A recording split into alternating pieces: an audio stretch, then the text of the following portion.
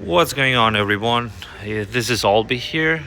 In front of me I have a 2026 Ford Raptor R, which I just finished this project with matte paint protection film on the entire truck, ceramic coating on top of the PPF, and also the entire windows in ceramic window film. As you can see, the truck came out amazing. If you guys want to wrap your truck, this is the best option to do it in matte PPF. It looks really good. So I had to take some parts off because I want a maximum protection.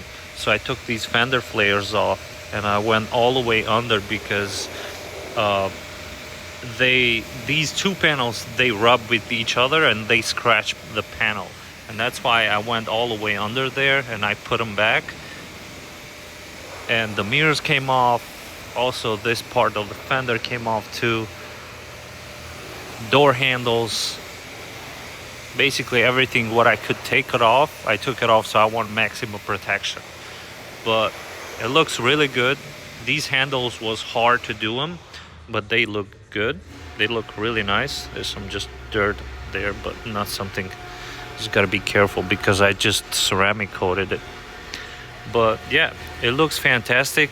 All the windows are ceramic, so the back side it's just 70% and the front it's 20% ceramic.